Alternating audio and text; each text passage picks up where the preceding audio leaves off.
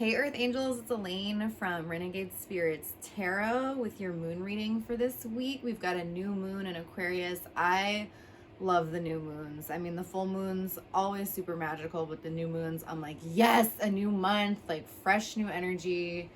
Like goodbye to the old moon, hello to the new moon. This one's for you, to all my Aquarians, but for all the other zodiac signs as well. I hope I can get you just the best possible messages this month. And let's see what the cards have to say. So here we've got the moon card, and I will pull cards to correspond with all of the symbols on the moon card, and that will shadow how we interpret the cards for the week. So let's get these cards shuffled.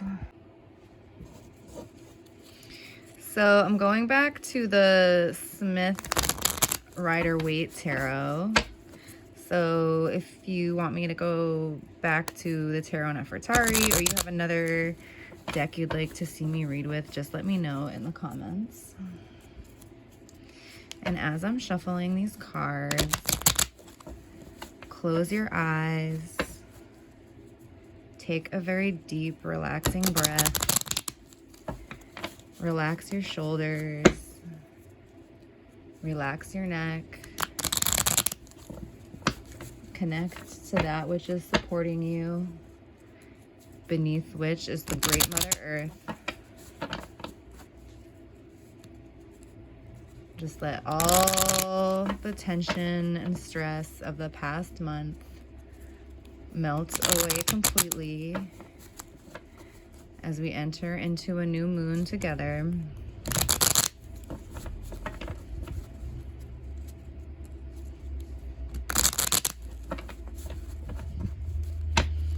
And I will cut this deck in half and pull some cards for us this week. So we've got the Path,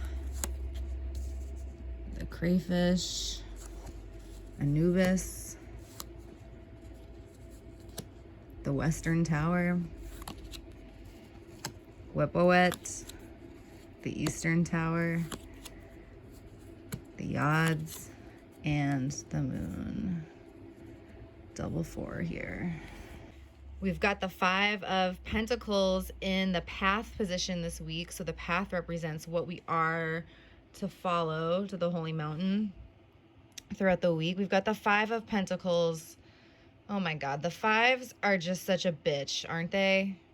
I mean, for me, following one of the fives as a path means really learning the lesson of that suit, really getting to the heart of the most difficult lesson. Like, I kind of think of, traveling through the story of the magical suit, going from 10 and then, through alchemical processes, refining your way to the ace, to the most pure expression of the energy of that suit and that element. And so you have the fives like right in the middle of that journey, right? So, and I mean, I feel like you're like a knight and like a page going on that journey, and like the fives is when you cross over from like being on the road of kings to, which is like conscious competence, towards like being on the road of queens, like the unconscious competence, like the intuition, the intuitive mastery of the suit. And yeah, whew, and it's snowing outside. I'm in Boston, and there's some snow, so it looks quite a little bit like this with these two figures outside of the cathedral, right? If the womb is where human body is created, the temple is where we create the soul. So out of material lack, what are you creating? So that's the path to follow for this week. That's the question. The card that is coming up in the crayfish position, or the part of our unconscious that needs to come out into the light, we have the Strength card. I think this represents a deep strength that we have within us, that has like served our purposes of survival up until now. And I think the reason why it needs to be in the crayfish position and be brought out into the moonlight as we wax up to that full moon, you know, or to that first quarter moon this week, full moon over the course of the next couple weeks, but just this week's reading. Anyways, yeah, I think that it needs to be brought out into the light, because I think there might be a bit of an imbalance here where we try to be too strong for others, and it kind of leaves our own selves out in the cold sometimes. So the card that is coming up in the Anubis position, what is going to be protective for us this week, we have Anubis the dog. We have the Two of Wands energy. So the twos are gateways, right? We have the High Priestess, number 2, the veil, the entrance to the temple. And with the wands, we have a gate of fire. So the energy that's going to be protective for you this week is creating a fire fortress for yourself. So what does that mean? Fire is all about your creativity and those things that actually impassion you. So if you are really just putting all your energy into that which makes you feel really creative and really inspired, then that's gonna like create a barrier between you and anyone who wants to suck your energy this week. And the card that's coming up in the Webawet position, the opener of ways, the wolf, we have the Empress. So this is gonna kind of help us clear the way on our path this week, if you think of it that way. So the Empress is the great maternal energy, Gaia, Freya, Earth goddess, Donna, motherly love. So in addition to being that mother goddess, the Empress is also all of those love goddesses, Aphrodite, Venus. We have the sigil of Venus on her heart-shaped shield, Oshun, Hathor. And of course, this is not just romantic and sexual love. This is that type of love as a microcosm for something much, much greater, that universal love coming in like the river of abundance for you. So she is your opener of ways this week. You can think of her little heart-shaped shield as a Valentine to you. So don't say that no one gave you a Valentine. But yeah, practicing self-love. And like the message I'm hearing too is getting ready for love. So not going looking for love this week, but just getting really ready for love by really doing that work of treating yourself the way that you would want to be treated by others. If you're in a relationship, it's always good to kind of step in and make sure that you are treating yourself as good as you're treating your partner, and that your partner is treating you as good as you are treating yourself too. So the message here is for single and attached people alike. Now the towers, which represent superfluous mental influences, we have the Western Tower over here connected with water, which is our fantasies, and the Eastern Tower over here connected with air, which is our fears for the week ahead. So let's start with the fantasies here and how they connect to both the crayfish and the path position this week. We have the Eight of Pentacles, and to me, I think that this is your fantasy of just putting your head down into your work and working hard and progressing in a linear manner and expecting that to be enough, and expecting things to fall into place with you, for you, in place for you and for the career and the relationship, and those things will come in their own time, etc. And that's a fantasy, because really, you need to be lifting your head up this week, and what's going to, like I said, be protecting your energy. You need to lift your head up, take a look at the horizon, and take a stand for what you're really passionate about, not just what you are working on. Let yourself feel free of any obligations. And I think too, it's not just it's not like obligations to other people, but it's obligations that you've set up to yourself. I'm feeling a great sense of things that you feel that you need to stay consistent on, or perhaps you feel the need to stay busy right now because you have a lot of alone time. And sometimes there's just, or not sometimes, there's always a weird pressure in our society to be productive, and it's totally nonsense. So let go of the fantasy of productivity this week, and what's really going to protect your energy instead of having it waste away until you are, and this is what I wanted to talk about, how this is connected to the Five of Pentacles and the Strength card too. So to protect your energy, it's like you really want to tune in with what sparks you, with what impassions you, because if you just keep going forward, with that as your fantasy, like, oh, I'm just going to work hard and then everything else is going to happen, you're going to take yourself right to the wrong side of the Five of Pentacles and be stuck outside of the cathedral instead of inside where you want to be at. But this is a good magical cathedral, like the band cathedral, not like a Catholic church where they abuse children or anything like that. The Strength card and how that connects to the Eight of Pentacles, it has to do with that lion-hearted Leo loyalty and care and protective nature and honor that you have,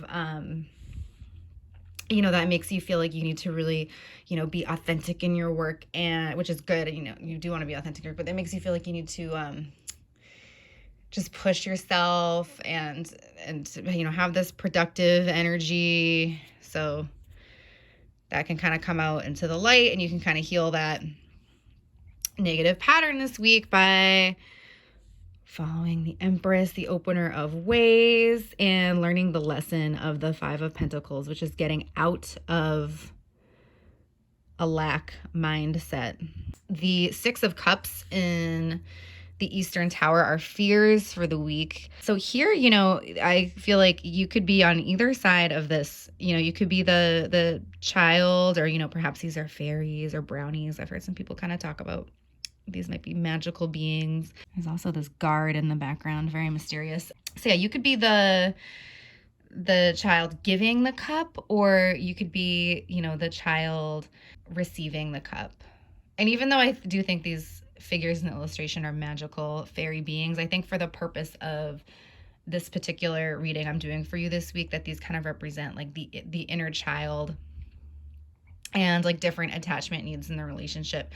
So you could be, the one either that's afraid to give the Valentine, or you could be the one who's afraid to receive the Valentine. And what does that mean? If you're the one who you feel like you're afraid to give, that might manifest as you feeling like your partner's needs are emotional needs are extremely childish, and they're constantly sapping your energy and making you prove yourself to them and wanting you to do these, shallow performative acts of affection to, basically like feed their ego, or, feed their need for affection and love. And, it's like they're kind of handing their inner child over to you to take care of, and that, their healing is your responsibility or something like that. So that, and then that kind of makes you in turn afraid to be the giving person. And if you are the one who is afraid of receiving a Valentine this week, it could be because you are so afraid to open up your big, soft heart to anyone, because you are so afraid of them hurting you or of you hurting them. So there's a couple different messages here also for single people versus attached people. For single people, continue to do that awesome work of self-love. But maybe, just in your, if in your mind alone, don't, exclude the possibility of romance, as something that's going to be taking away from your workaholic tendencies. And if you are attached, maybe it's time to reassess if both people's needs are being met in ways that are deep and authentic and not just ways that are, performative for each other. The cards that represent the moon in the Yods, or that correspond to the moon and the Yods this week, the moon represents the mind, where our mind is at for the week, and the Yods represent how the mind is going to physically manifest in our life. So in some weeks I like where the mind is at, and some weeks I want us to change the mind. And this is absolutely a week where I want us to change the mind. I noticed the double 4 right away here, and there's such a similarity in the energy of these two cards. They both have a very closed off body language.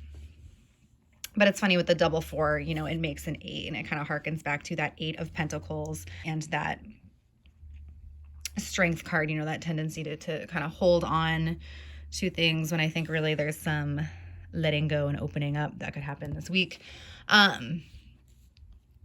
But yeah, with the 4 of Pentacles, where our mind is at, that clutching on to the coin and stepping on it and wanting to hoard it, and that miserly essence that can be attached to the 4 of Pentacles, although it could also be amazingly positive and magical in other contexts. But that, that kind of stingy energy that I'm feeling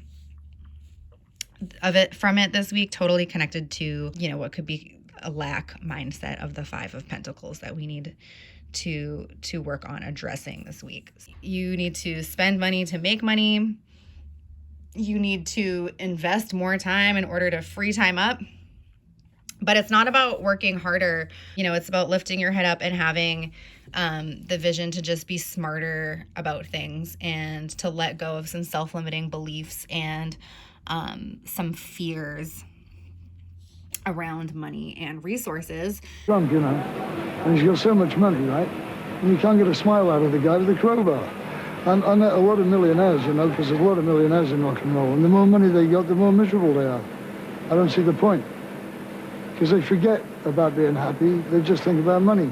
And that's all they got. And that's a sad thing to have, a pile of money and nothing else. What are you going to do, eat it? Sleep with it? What? You want to see my bacon torpedo? And the reason why we want to change that is because the manifestation of this is no good either, because then we have the 4 of Cups, and look, you don't even see that nice Valentine that someone is trying to give to you, right? It's like by closing off our time, and I really think it has a lot to do with time as well, not just money, but it's like by closing off our time and making ourselves too busy for people, we are actually closing off their love and attention and energy and magic and safekeeping that they want to give to us as well. So keep your head up. That is the message for this week.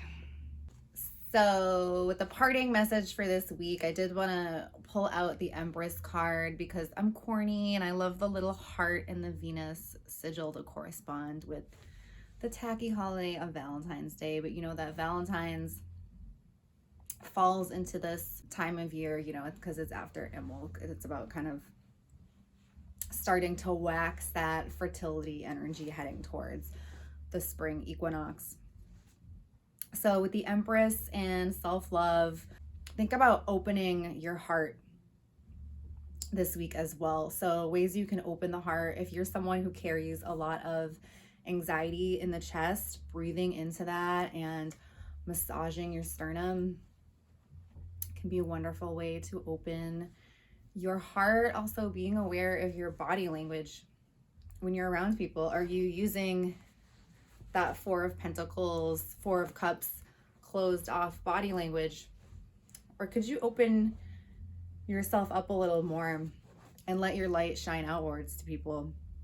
And of course, there's situations where you want to have that closed body language, but be aware of it. Are you closing yourself off a lot? Because you don't need to close yourself off. It's your fire that's going to protect you. So open your heart. And yeah, just think of the Empress as my little Valentine to you, to say thank you so much for watching my channel and giving me all the support that you've given me, sharing it and everything over the past few months since I started doing the moon readings. And don't forget that friendship is the greatest love of all too. Well, you know, self-love is the greatest love of all, but friendship is a very important aspect of love. So there's nothing wrong with spoiling your friends on Valentine's Day, or really any day of the year. And I also didn't mention this week that this new moon in Aquarius is also the Lunar New Year in China and Thailand and many other countries. It's a new year for them, so there's even a greater aspect of new energy coming in, and it's the year of the ox. And I think that ox energy is also good for working smart and not hard, to connect it to something else with the reading for this week. I feel like I'm rambling, so just want to say open your heart this week. I love you. Have a great week, and you'll see me again for the first quarter moon. All right, bye-bye.